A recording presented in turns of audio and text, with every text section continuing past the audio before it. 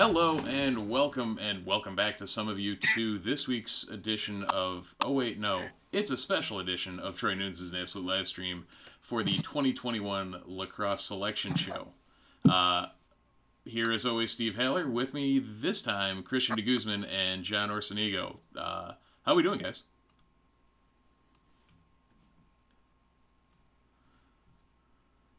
So that's why I was not with Steve and Andy a little bit earlier.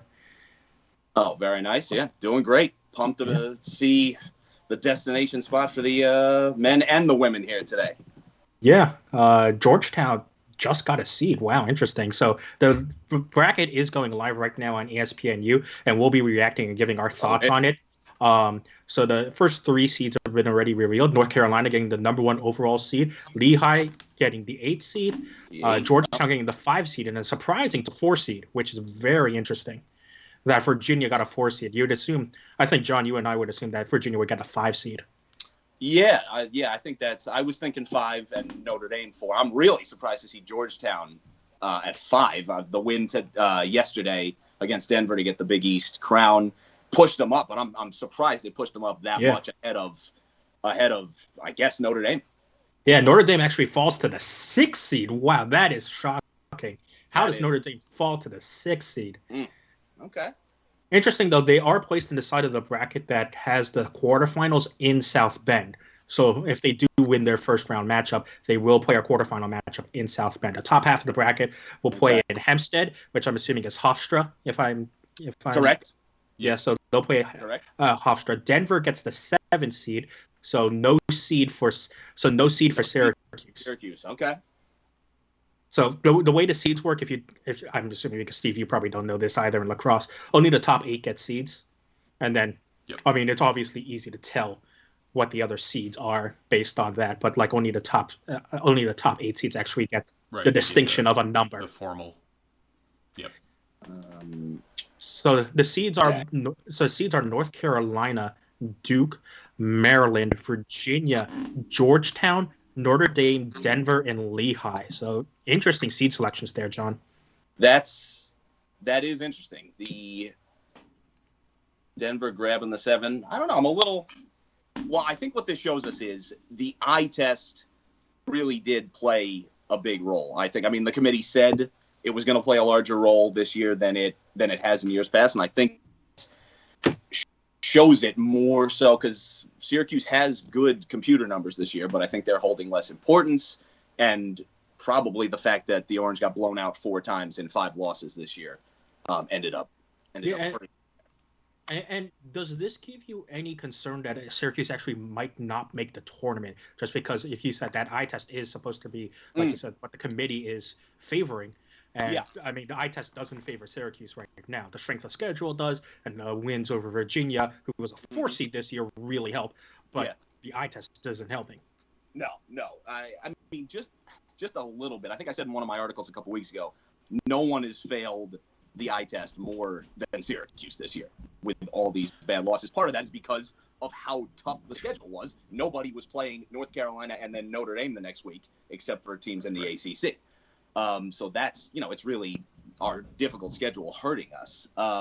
So it gives me like maybe just momentary pause, but I think, on a relatively weak bubble, we're still going to get in because we should be looking at, let's see, Denver got the 7. Denver was an at-large and they get a 7. Yeah.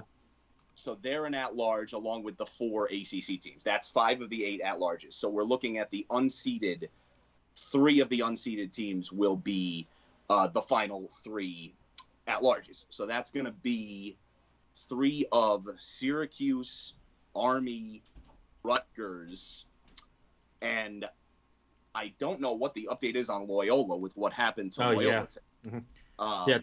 So for those who don't know, Loyola was supposed to play Lehigh in the Patriot League Championship today. However, Loyola had to pull out because of a positive COVID test.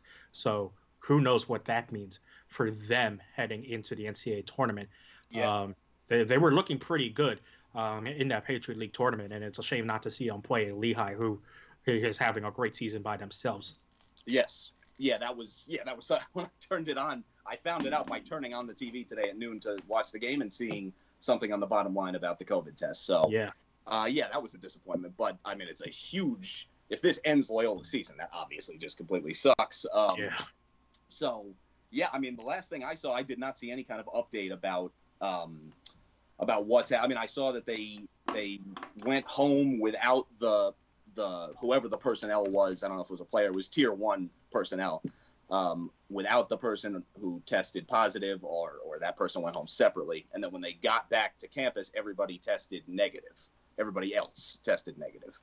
But I still don't know about, if they're going to even be eligible for this right now. So yes, is the as a novice, is this, what's the gap? Is it next week everything starts? I believe so.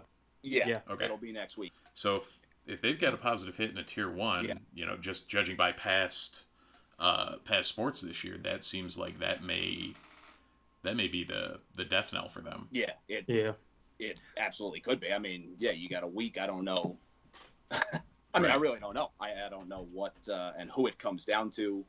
All this happened this morning, so it's been, it's especially, it hits and it's especially crazy. So I don't know, and actually I don't have my volume up enough on the. I don't know if they said anything about it when they opened the show or not. Yeah, I'm not sure. I don't have the volume up either. I'm not sure if they did say anything or not.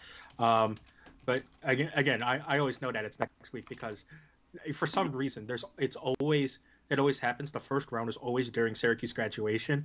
Yes. So Syracuse has to do commencement in the morning, then quickly turn down the commencement stage to host the first round game. It always happens. Exactly. Always hosting the Sunday night. Yeah. The last game of the weekend. It's always the 7:00 Sunday night game. Exactly. So the goal is just to make Pete Sala as pissed as Oh, possible. always. I mean, I love Pete Sala, but when is his job ever easy? Yeah. Never. Oh God. Just get the giant stage and thousands of chairs off of the Carrier Dome turf so that the lacrosse team can play. Yeah. You thought a basketball court was bad. Yeah. Oh my God. Yeah. All right. So ESPNU is back from commercial break. This is for the first time they're doing men and women this year. So we will find out the women's side of the bracket as well in order to see where Syracuse ends up and how long they will have to wait before running into the buzzsaw that is North Carolina. Yes. But I digress. The unseeded men's teams are being revealed right now, as well as game times. So we'll not only know who Syracuse plays, but when they play. Rutgers gets the 9 seed. Okay. Interesting. So they'll play Lehigh in the first round. Okay. I mean, so it's going to come down for Syracuse to either the 8 seed against Denver. Yeah, the 7 seed against Denver. 7 versus 10. Sorry. Excuse me. Yes, that's the 7 versus 10 matchup.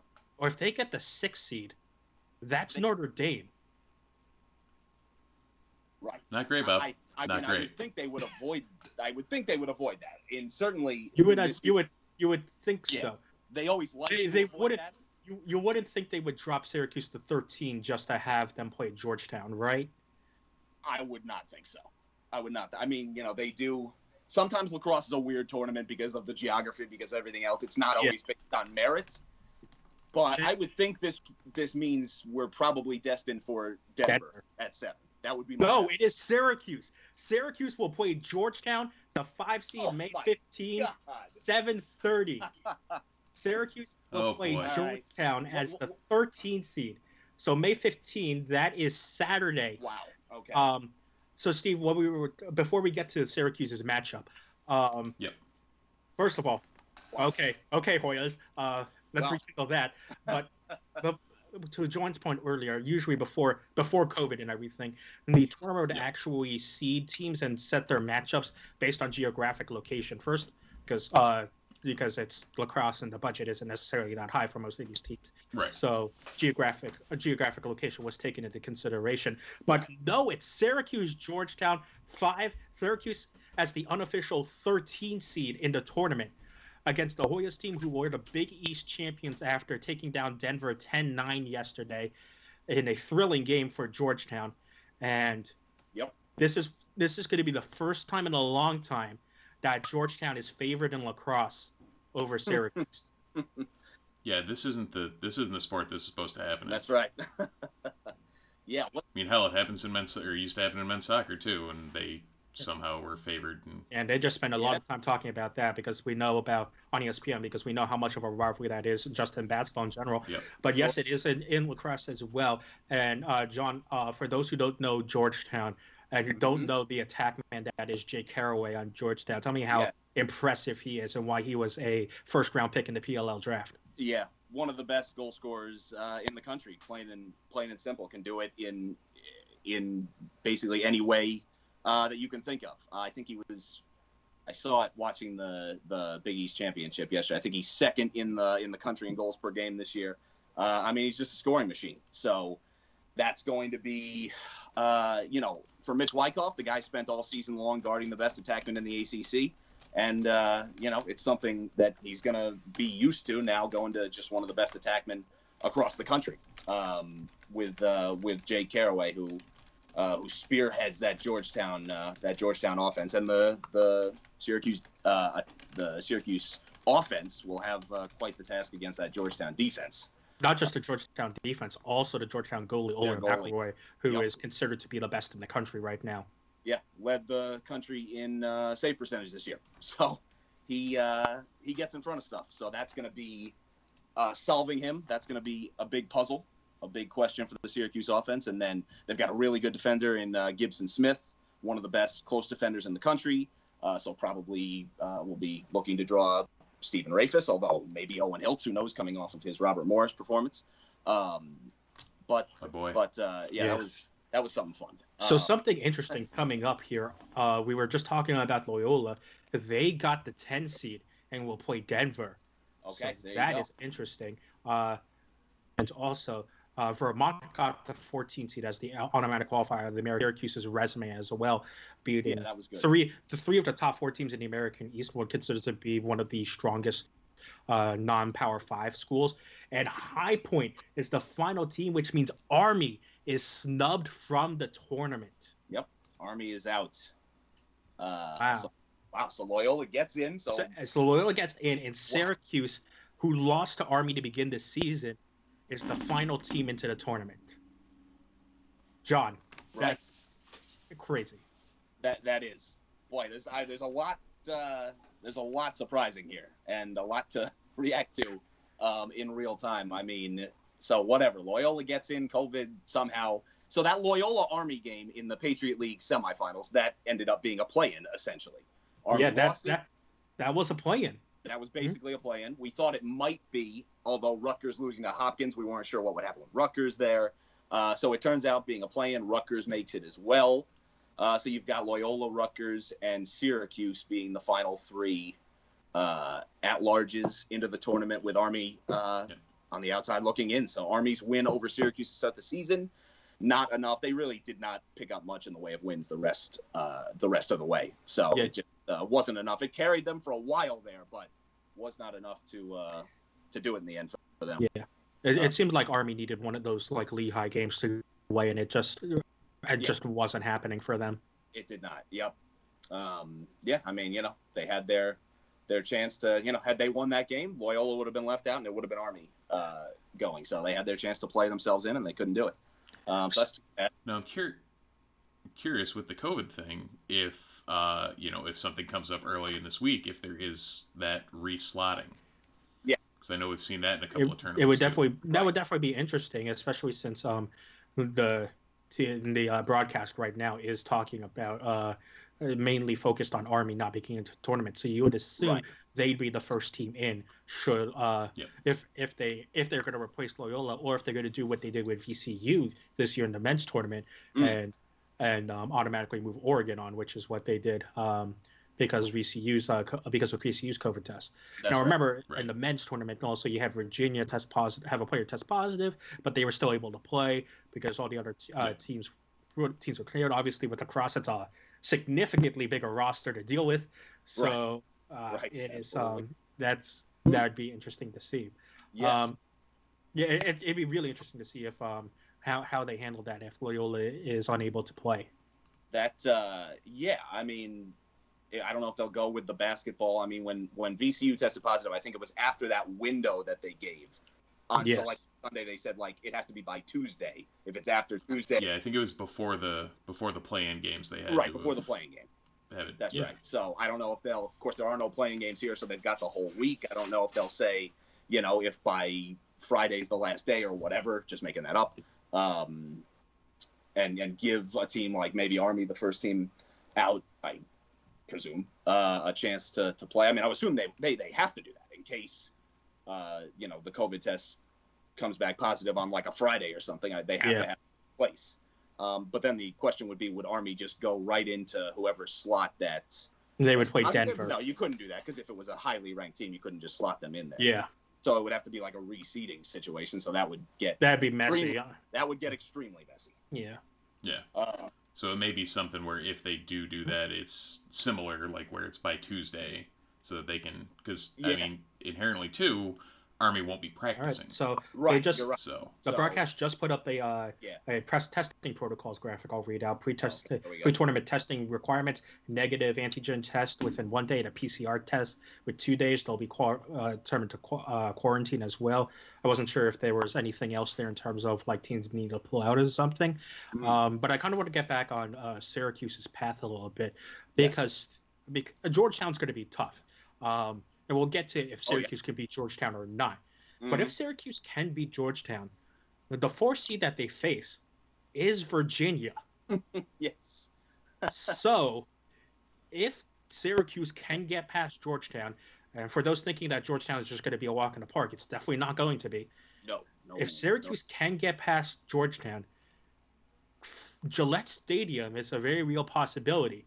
Unfortunately, they'll have to face the 1 seed in North Carolina, but it's still a very strong possibility that Memorial Day weekend, which Syracuse hasn't been back to since the championship loss to Duke in 2013, is a real possibility. Well, you hear this sometimes with the men's basketball tournament. People like to joke about the selection committee having a sense of humor. I mean, I think we might be seeing that this year with the nice, or at least there's some basketball fans on the selection committee with the Georgetown matchup, and then the sense of humor comes into play when you potentially see, as you mentioned, Christian, the Syracuse-Virginia matchup. The only team that Syracuse has looked like really good against this year, Virginia, on 2 separate occasions. So, I mean, that's a super interesting thing to peer ahead at and possibly see into the future. But so that'd be awesome. That's the best possible quarterfinal draw we ever could have hoped for, as opposed to a team like Notre Dame or North Carolina or Maryland or something like that. So that's awesome. But we're going to have to do some really good work to get there against Georgetown. And let's talk about that Georgetown game a bit, because if you've listened to the live stream, or if you've read any of John's preview or recap articles, or any of John's articles on the team, you know what this Syracuse's team weakness is, and it's off-ball defense. And so I personally haven't watched Georgetown that much this year. I've seen snippets and highlights, but overall in their game, John, do you think this is an off-ball offensive team that can really take advantage of that Syracuse weak off-ball defense? Yeah, I mean, I'll be honest, I haven't seen probably enough to make a fully informed decision on Georgetown. I've seen them a little bit. I mean, off the Georgetown offense, I think of all the options we could have had, this may be one of the ones we would have wanted to select, considering the other options. Your Denvers or your Lehighs. Yeah, certainly Denver, I would say, would probably offensively have been a worse draw. And the face-off situation against Denver would have been a nightmare with good old TD. TD Erlin, greatest face-off guy in NCAA history, doesn't even start for them. So, that would have been an absolute nightmare. So, I mean, Georgetown's a really good team, but I think, we got to be, considering how tough our draw was always going to be, I think we've got to be, relatively, I don't know if I want to say happy, because those, that can come back to bite you. But, I think it could have been potentially worse. So, the problem is the defense right now is just, by right now, I mean, this entire season has been so bad, and are now dealing with the injury issues to DiPietro and Aviles, who's still, I know DiPietro's out for the year. Aviles continues to be out. So I'm not hopeful at this point. Since he's got to come back this week, or that's basically it for him. So yeah, you're talking about basically 2 starters out on top of everything else. I mean, the defense has just looked so bad. Just too many lapses, too many breakdowns. It doesn't take much in lacrosse, and for us, we have to play mistake-free too in terms of like turnovers that don't lead to transition. Because as bad as we are in 6-on-6, we're a disaster in transition defense, and then not committing penalties. So not turnovers and penalties when we have the ball. Not committing those is something that's going to be a huge key for not going man down and not having to play on the run.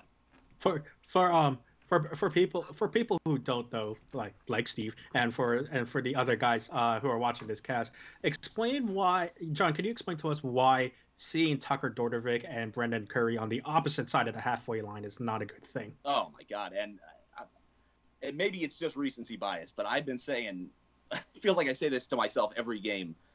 I feel like it's happened so much more this year than in previous years, where the offensive middies get caught out on defense.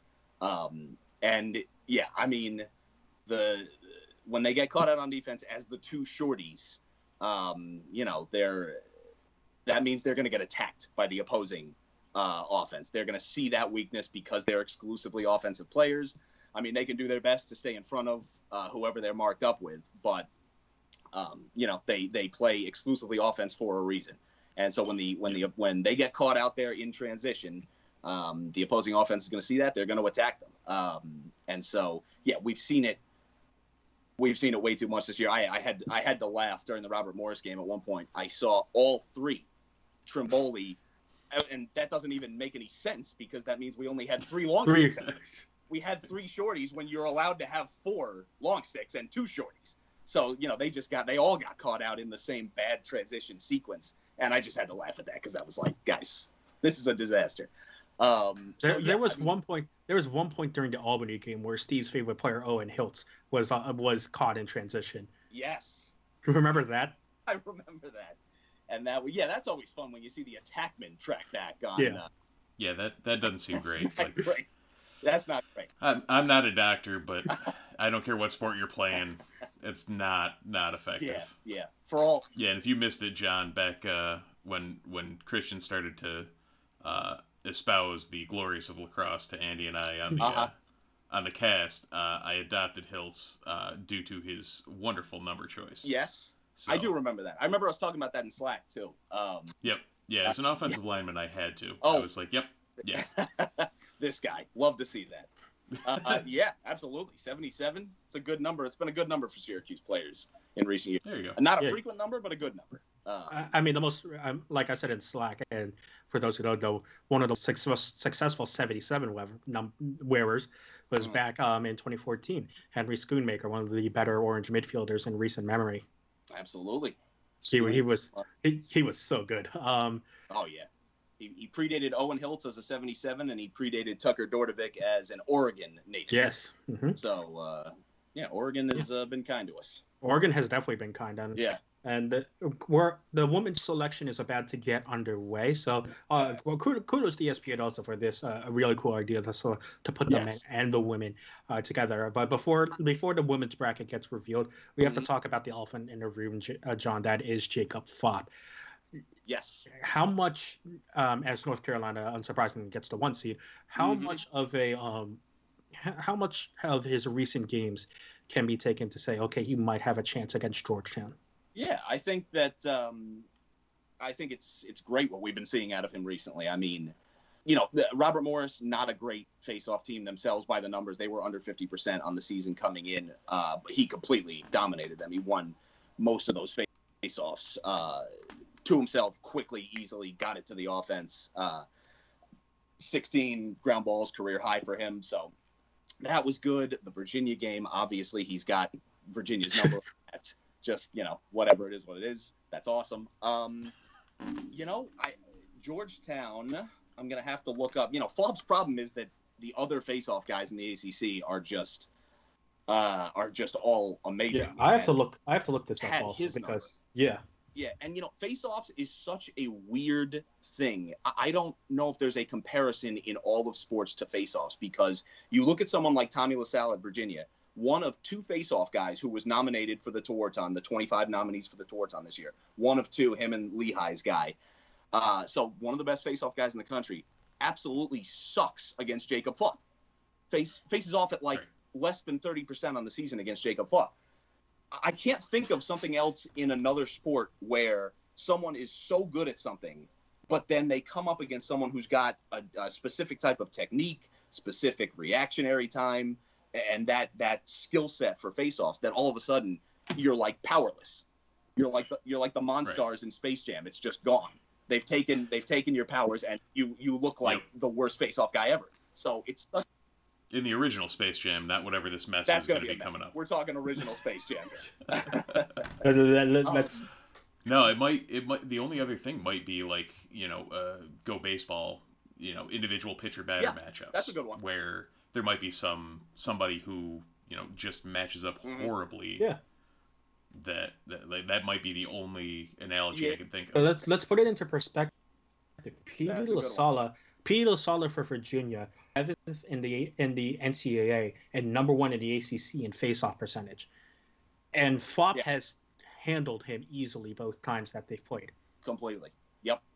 I mean, so he's rated that highly with the messes he's had against Fopp. With the disasters that he's had against Fopp in both games, he was rated that highly.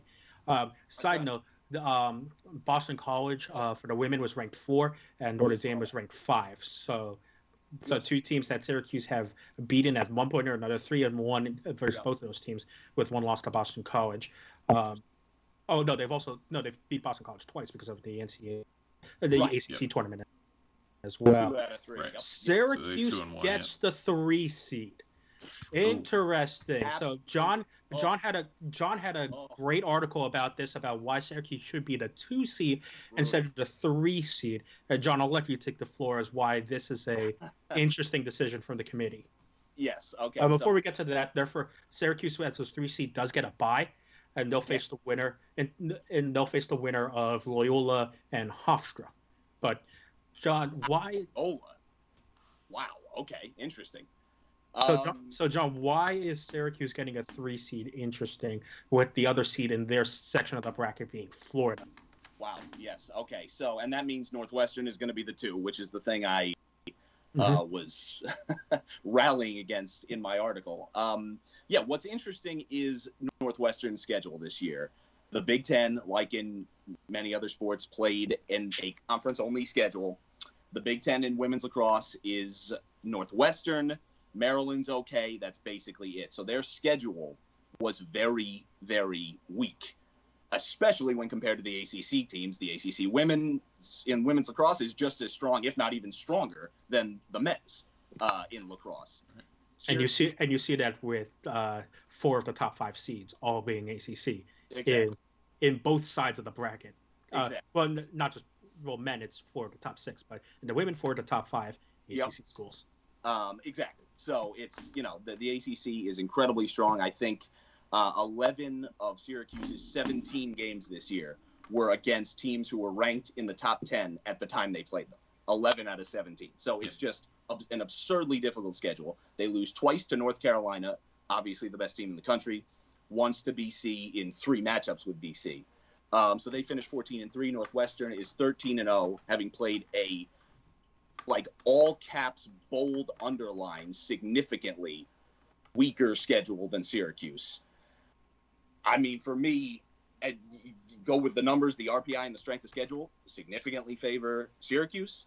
I just do not see how the merits, and I should have prefaced it with this. It's not Northwestern's fault that they played a weak schedule.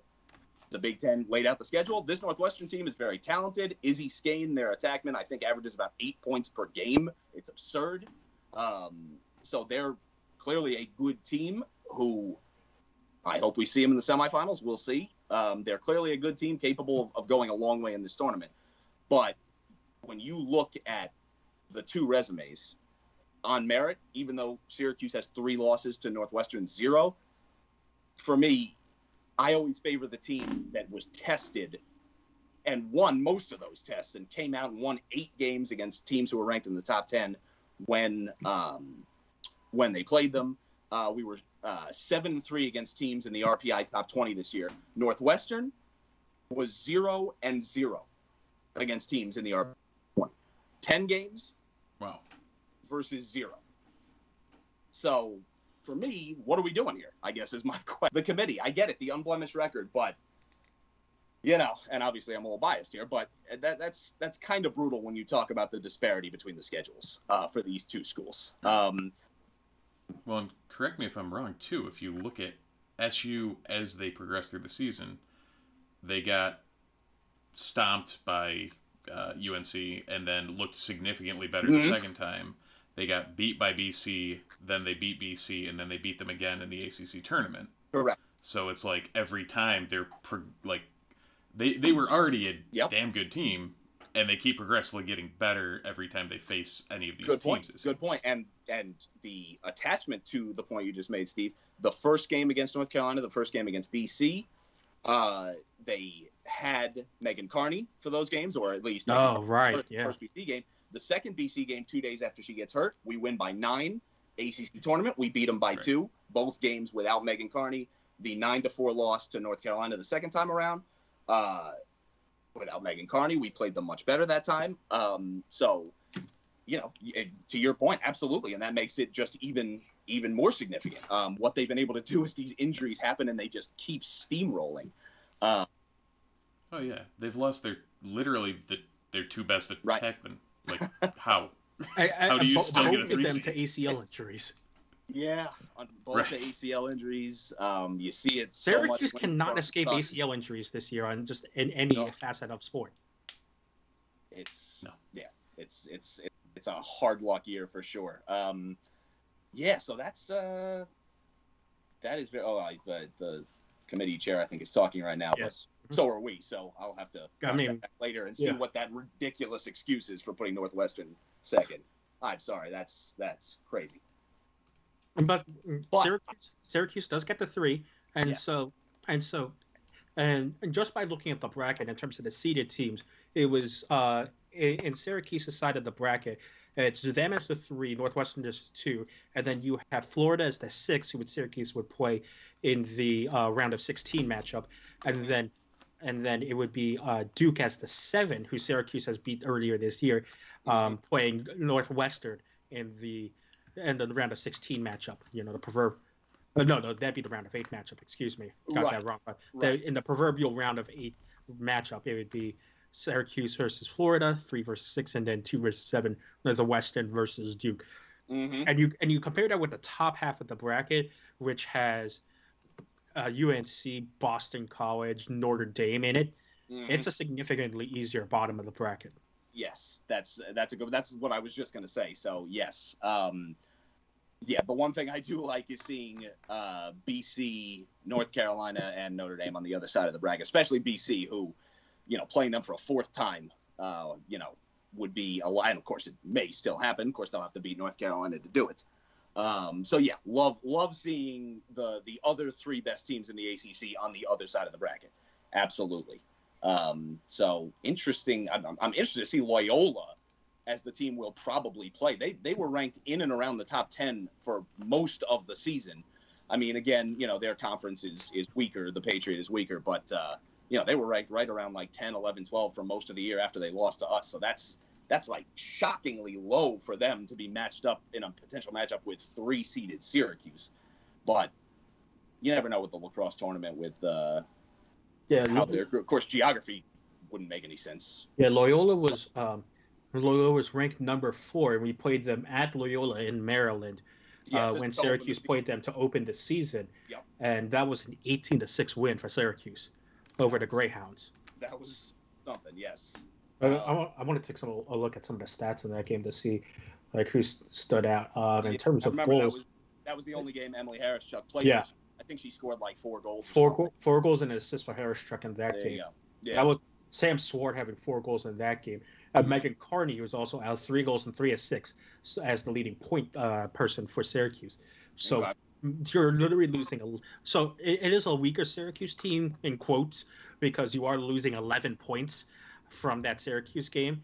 Right. That beat Loyola the first time around, but you still have Sam Swart, who had 4 goals. Megan Tyrell had 3 goals and 2 assists. Her sister Emma Tyrell had 2 goals. This was even without Emma Ward doing anything, who has quickly become one of the best freshmen in the ACC. Absolutely. When Asa Goldstock only needs to make 4 saves and 5 goals allowed, it's a pretty good day at the office for Asa Goldstock. Yes. But that's something I want to talk a little bit about as well, because we've seen Goldstock's performance fluctuate a bit this season. Yeah. How important is she? Maybe what does she need to do as well in order to make sure that Syracuse stays in some of these games against these good teams in the Women's Lacrosse Championships? Yes. She's had an interesting season. Definitely a season that's fluctuated. I mean, her importance, I think she may be the most important player on this team. Her leadership, first of all, with Emily and Megan's injuries, but even before the injuries, she is the 5th-year graduate student. She has started every single game of her career except for one, the one that she didn't start. Gary Gate was letting the senior, who was the goalie at the time, start that game. So basically, she started every game of her career. She is the emotional leader. When you see the huddles at the end of games, every time it's Asa Goldstock right in the middle, doing her intense thing. I love her intensity. She is no joke. She is all business, and I love it. So she is the emotional leader of this team.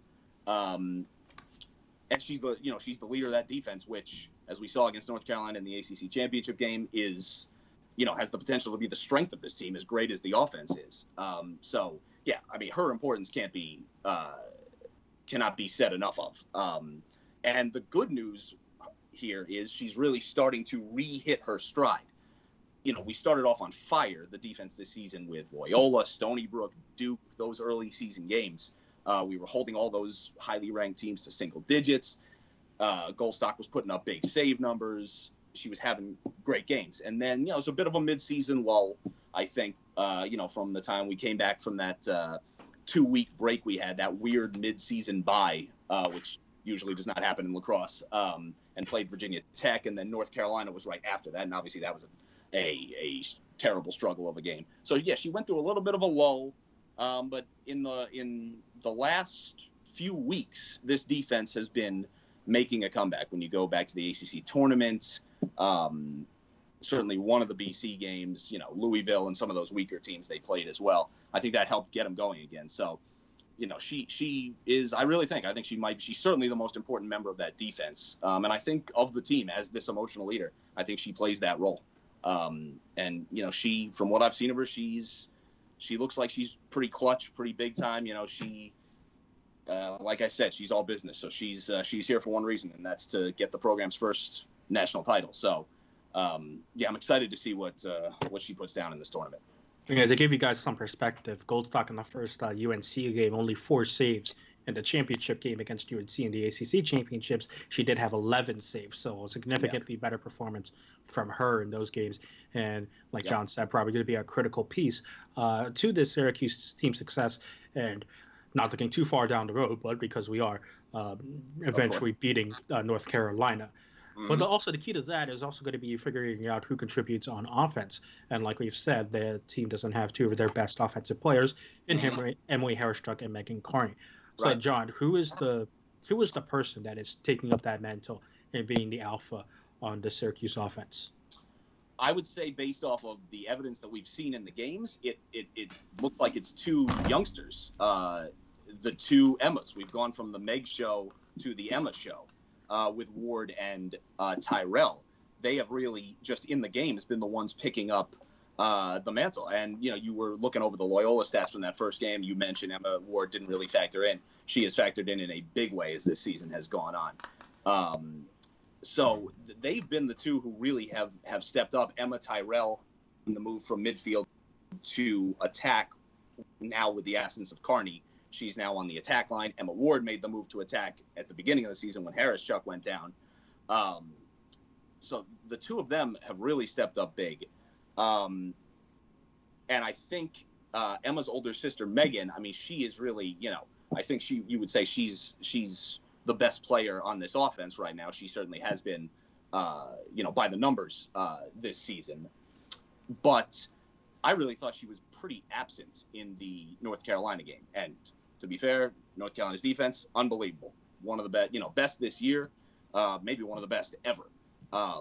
But, as the really senior member of this team, she's a junior, but as the elder member of this team, I'll say, of this offense, I think it's on her to step up a little bit more. I mean, she had a really good game against BC.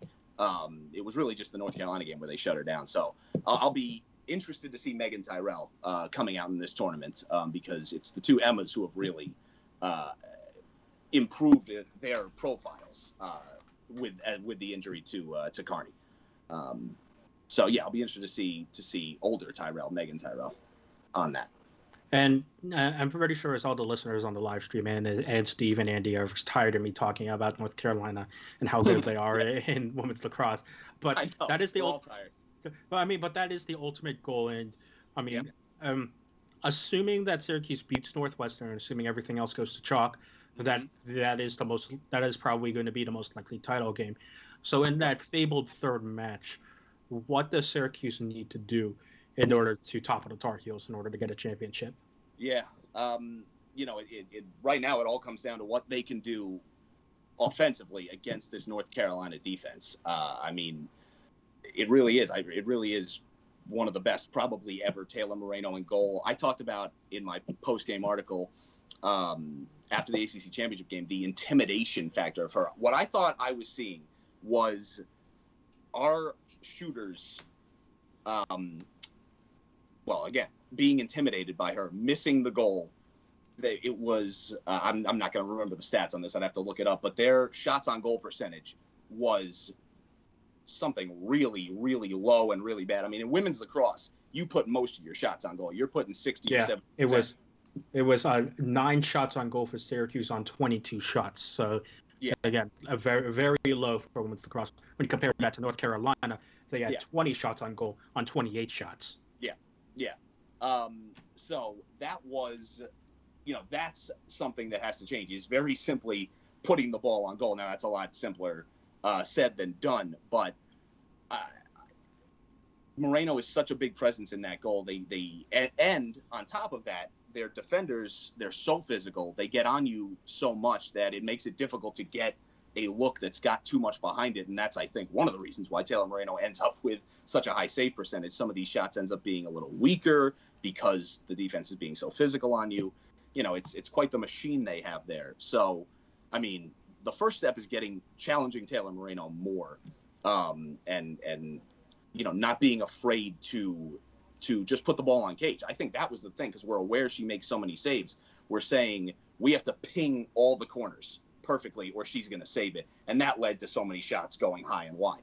So I think not being afraid to just put the ball on cage and forcing her to make a save is going to be important. And then the strength of the motion offense of being able to take on these Carolina defenders. I mean, what's so great about the Syracuse motion offense is there's so many moving pieces all at once.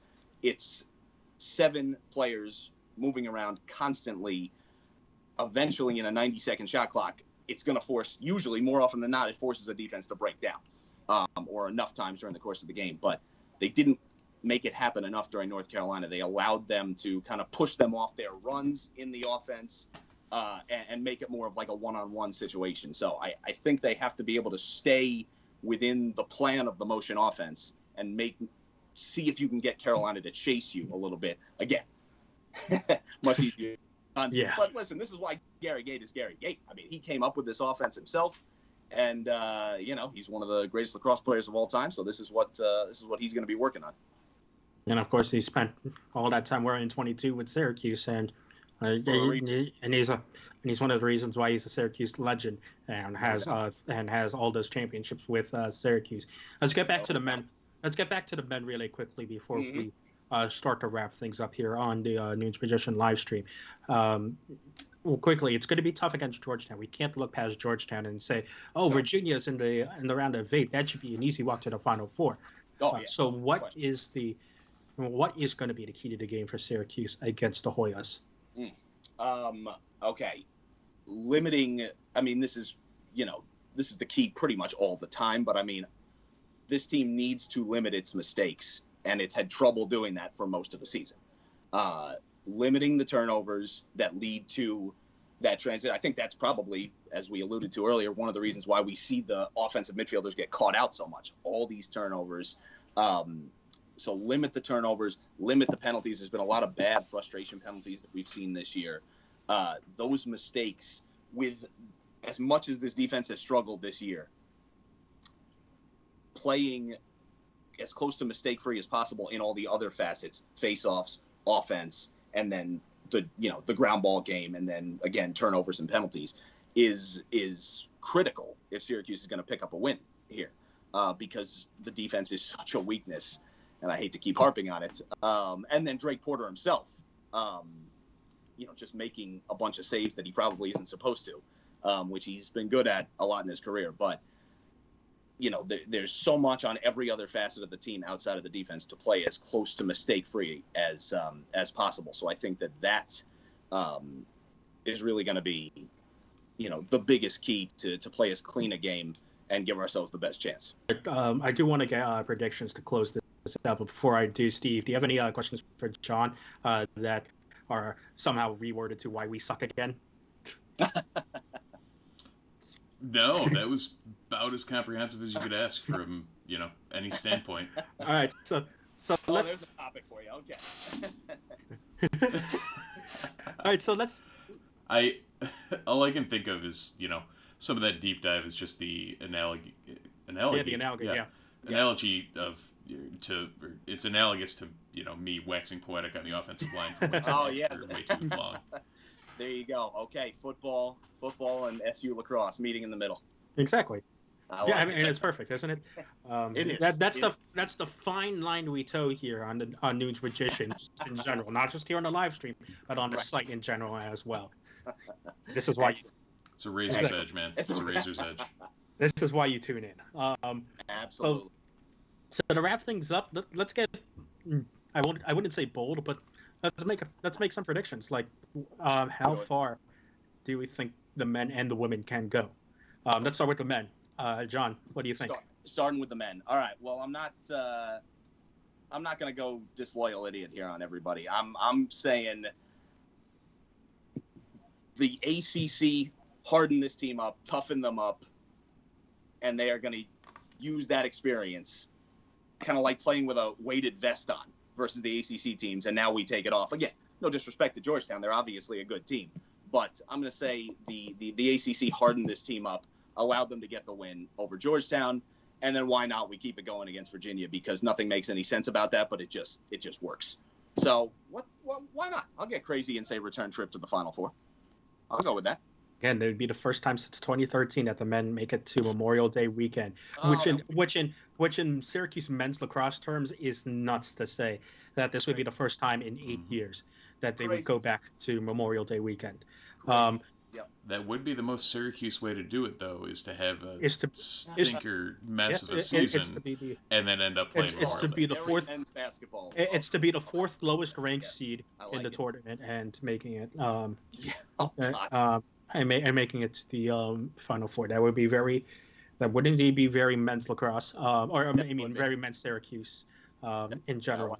I will say I will be disloyal idiot because I was disloyal idiot during the men's basketball tournament, and that worked out well. But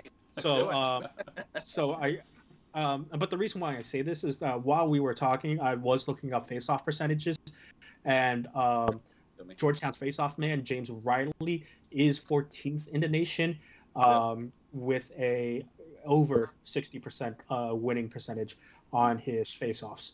At 61%.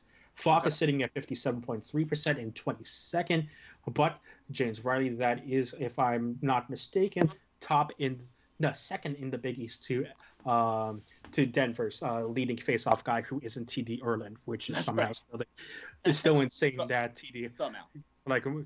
Steve, to just wrap this around your head, TD Erlin was the number 5 pick overall in the PLO draft, the first face-off guy taken, and he's second on the depth chart on his team right now.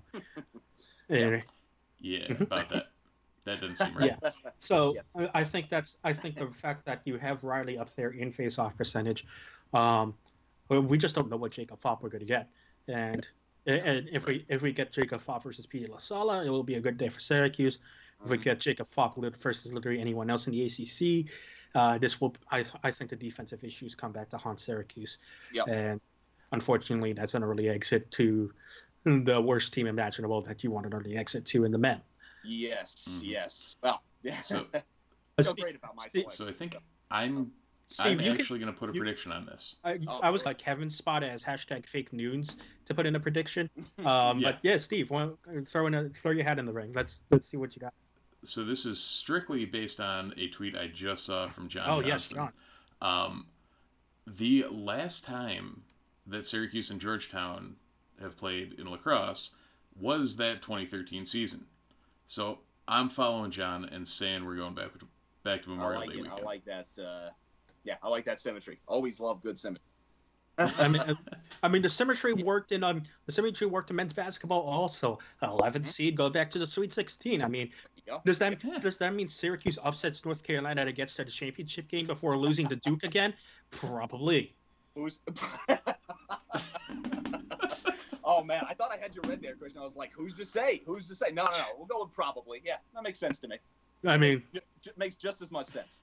That'd be really funny if Syracuse just repeated 2013, making it to the championship game and then losing to Duke. Oh God! Oh my goodness! That'd be fun for a while and then suddenly horrible. And it's suddenly not very fun. By the way, I was at that national championship game. We scored the first 5 goals of the game, and I'm sitting there going, "This is it. We're ending the 4-year drought," which at that time seemed like a really long drought. And then they proceeded to win what felt like every face-off the rest of the game and blow us out of the water. Before we get to the women, I have mentioned to Steve and Andy many times on this live stream the name Chris Daddio. John, yes. Could you explain why that name rings fear into the minds of many Syracuse lacrosse fans? Yes, that was the dark ages of at least recent time of Syracuse face-off, a time when we were struggling to get our heads above the water that is 50% success rate at the face-off X. Chris Daddio and his and a band of thousands, it felt like, to throw at the X and see what we could do. That time, and never worse than against Brendan Fowler in the 2013 Duke national championship game. Absolutely brutal. So won that key one in 2014 though. At the end of the game, yes. You remember that 2014 ACC semifinal game against Duke? Yes, with the tic-tac-toe, Rice, Donahue, and Stotts. Yeah. Or whichever the order was. That wasn't the order, but it was something like that. That was unbelievable. With 1 second to go, that was great. Steve, I'll link you the clip of this after we're done here because it's an excellent clip of the end of that 2014 ACC semifinal game between Syracuse and Duke. Incredible finish. Let's get to the women. So let's get this out of the way. I'm assuming all 3 of us are going to pick championship game. Yeah, we can get that out of the way. Yes. Yeah, mine's based off a complete swag. Obviously. You know what? I mean, you're wearing the Chelsea jersey. I mean, you're riding on an emotional high after Chelsea in the Champions League final. Exactly. So nothing could go wrong when you have Tycho and Captain America and Christian Pulisic. But I digress. Let's get back to Syracuse women's lacrosse. Like I said, we're all picking Syracuse to go to the championship game. We're doing it. Does Syracuse get the rubber match against North Carolina? Sean, what do you think? Boy. I mean, look, part of me realizes that this North Carolina team mostly looks unstoppable. But then there's the part of me that just wants to keep myself consistent and just stick with it and pick Syracuse to pull the crazy upset. 2 games this year. North Carolina's won by 1 goal. The rest of them, they've won by 1,000 combined. I'm going 3rd game by 1 goal, but this time Syracuse goes out on top. Why not? They can do it. They inch their way closer in game 2. They'll put it over the top in game 3. Let's go. I will again be this little idiot and say lose to North Carolina because JV Ortega's passing is just too good. Yeah. Again, probably the smart move on your part. Yeah. I'm going with the heart, not the head on this. But you know what? Why not? Steve, Hey, it's the old adage. Yeah. It's the old adage. It's hard to beat a team 3 times Steve, in a Steve, season. why is Syracuse going to beat North Carolina in the women's championship game? Because it would be the Syracuse thing to do. And that's how we end this live stream. Guys, thank you so much for joining us here on this special edition of Troy Nunes is an absolute live stream show. John, thanks for coming on and waxing some poetic about some lacrosse with us. Thank you guys for having me. If you haven't already Definitely. done so, leave a like on the video, subscribe to the channel as well, and when you're subscribed, hit the notification bell so you're notified when we go live for any of our live shows or any of our upcoming videos. Steve, you got anything else to add? I got nothing. You're a lot smoother than Andy. You're a lot smoother than Andy with that. Don't tell him that. I'm probably not invited next week if you tell him that. Gotta love it. All right, folks. We'll see you next week at 8. And, if something pops up, maybe before then. But until then, go Orange. Go Orange.